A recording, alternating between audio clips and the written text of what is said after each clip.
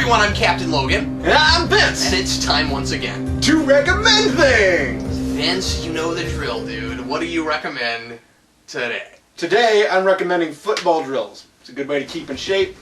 That's right. Pound your feet, hit the floor.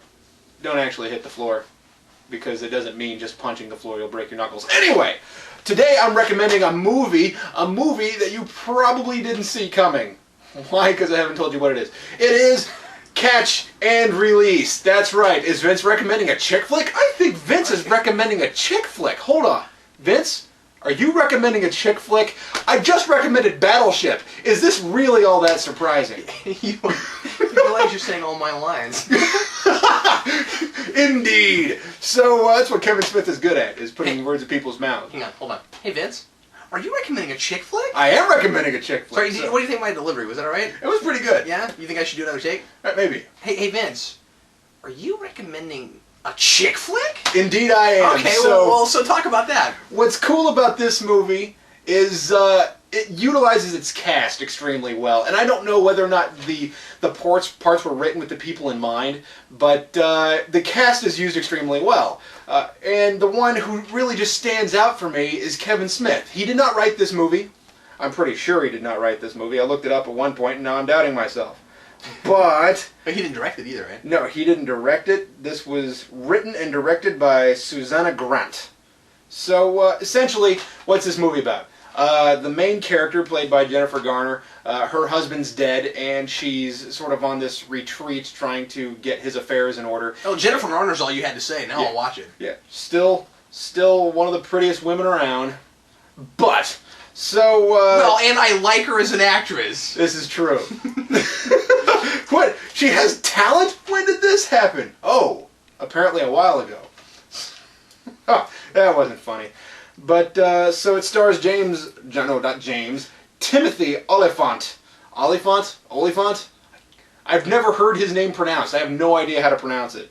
But, I think he's a good actor. I think he's miscast frequently. He was Hitman. Yeah, and he was really miscast in that. I think he did the best job he could do, but he just wasn't the right guy for that movie. Yeah, I think Olyphant knows how to act. Yeah, I just don't think that, he didn't look the part for that movie was a lot of the problem. But even do you like that movie? No, not really. Oh, okay. I like a lot of things about it, but the biggest problem for me was just that he was miscast. That's the thing, is I want to like that man. I've seen him in movies that I like a lot. This movie I liked him in. I liked him in, oh my god, what's the name of that movie? The Crazies. Personally, I like the remake of The Crazies a lot more. A lot of people say that, and I haven't seen that yet. Than the original. The original was basically just a mouthpiece for the director and the writer, but has nothing to... I mean, that's the thing. Crazies was a much more character-driven... Or the remake was a much more character-driven story, and Olyphant was able to pull that off. He was good in The Girl Next Door. He's good in a lot of things.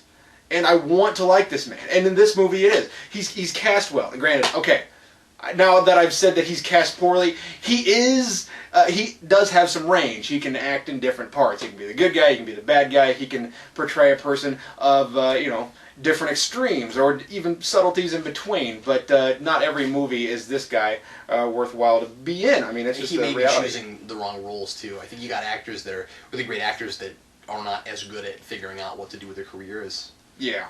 And granted, if I was him, I'd do the same thing. Just throw myself out there and get as much face time as I could. Yeah, because it's not like he's a giant A-list actor or anything. And I like this movie despite the fact that Juliette Lewis is in it. I hate her. Who is that? I don't guess I know that name. It's that chick. She was the woman in Natural Born Killers. Maybe I've never seen a film she was in. You're not missing out. She's been in some good stuff, incidentally. She's been in some good stuff. I've just never liked her performances. Kevin Smith is what made me watch this movie. Actually, I suppose personal choice is what made me watch this movie. But but Kevin Smith was my draw. I was like, I want to see what Kevin Smith is like in a movie that he's not written. He's really charming. He's a lot of fun. He plays a writer. Who'd have thunk that Kevin Smith would play a writer? He has lots of great lines. Like, I believe there's a character who's named Persephone in this movie. And she's a bit part. I don't know if she even goes on screen. I forget now. But she calls up and he answers the phone. He's like, "Hey, you know, like how's Hades doing?" or something like that. She gets upset and she doesn't get the joke. He's like, "Geez, it's not like I called you Antigone. Come on." It's funny stuff. And I find the relationships to be really interesting in this. Granted, as I said, it is a chick flick, so i.e. a drama that involves romance. So that's the thing, is that it's really not a romantic movie. It is a romantic movie,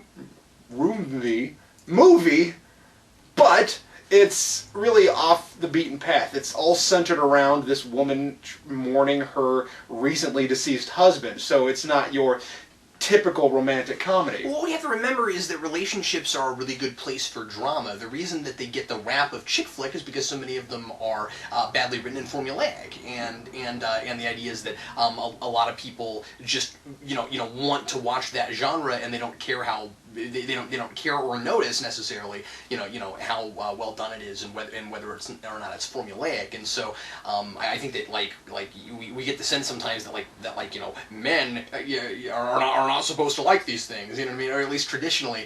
And it's like Eric talks about romantic comedy all the time. Eric loves romantic comedy. It's just not done right most of the time, and that's where the idea of chick flick comes from. You know, that's the thing, is that when you have stilted characters who are stereotypes, characters who are archetypes, you're essentially just saying, here is the skeleton, and now I'm going to plug in the various people, and we have a movie. They know it'll sell, but that doesn't make it good. This thing's good because it focuses on people. Sell on predictability. Exactly. This thing, I'm not going to say it's unpredictable. I'm going to say that the people in this movie have a journey. They go through an emotional transformation, and some of these people completely have to overhaul their life in this situation. You get to see some things that are very real and somewhat depressing. But it's still funny. I mean, these people make you laugh. These people make you cry. No, I'm kidding. But I really enjoy the comedy in this. So that was my draw to it. And I love things that are quirky and off the beaten path. Well, maybe quirky is not the right word. Maybe uncommon in representation. Maybe uncommon in... I like unconventional humor. I like it quite a lot. In fact, I had a playwriting professor go do this about one of my plays. The humor's very unconventional.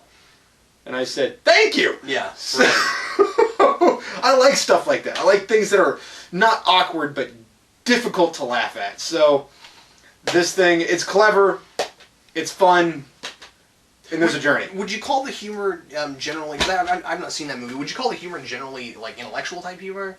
I can say that. I mean, because certainly the line that you quoted sounded like an intellectual joke. I would say that it's a nice mix. I think in the day and age that we are now, like Kevin Smith, I think, is a good example of a guy who is smart beyond the things that he tends to write. Mm-hmm. Does that make sense? Yeah. So you can watch a Kevin Smith movie and say, there is definitely a driving intelligence here.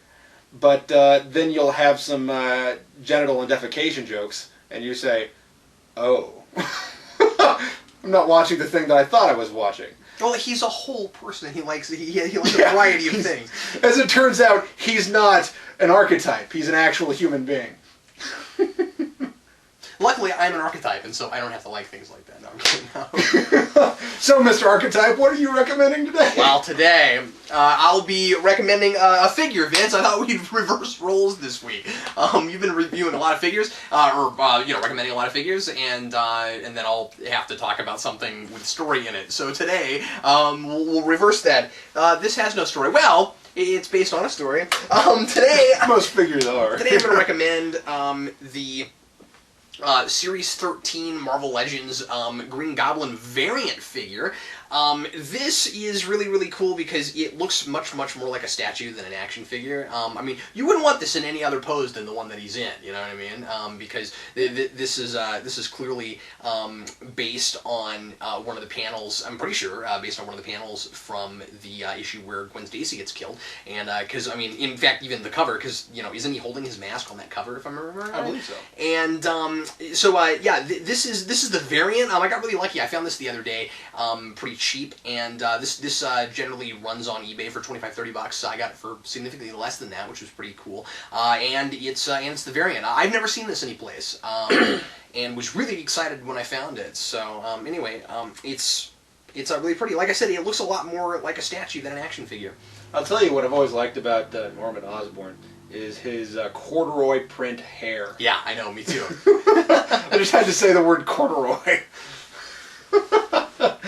Cracks me up. I like how flat the mask is too. They really make it look like it's not like he's just flying around with a head. Yeah, I mean, it's in the wind, and that's what the wind would do to that. I mean, obviously, because it's a piece of plastic, you know, it feels harder than a mask would feel. But and I believe you can remove the bag and the mask and the bomb from him, right? The mask, no, the mask is stuck in there. Now, it may have come with like another hand or something. No, I don't think it did. I don't think those usually do.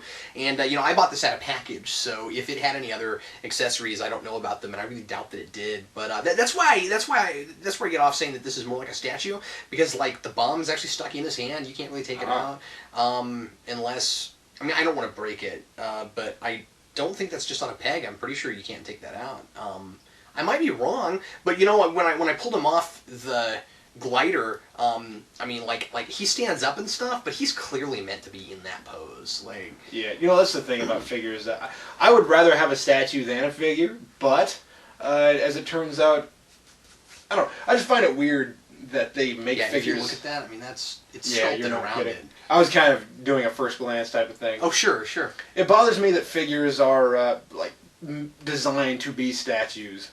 Like, at that point, why not just make a statue? Why even give opposability? Yeah, I mean, that can irritate me sometimes, too, but this is so pretty, I don't care. It is cool. In this particular instance.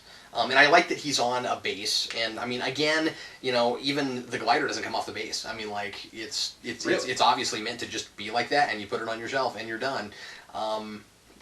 Yeah, and so it is a little bit head-scratching that he has so much posability, but he's a Marvel Legends figure, and so he has posability. And that's their... I would imagine the other version, which I've not really looked at, probably is different than this. I mean, since this was a variant, the other one probably isn't just sitting on that glider like that, but maybe he is. I haven't looked at it. Coincidentally, it has a mask, too. Except it's probably on him. Well, anyway, thanks a lot for watching us recommend things. We'll be back to recommend something for you once again next week. I'm Captain Logan. And I'm Vince. See you next time.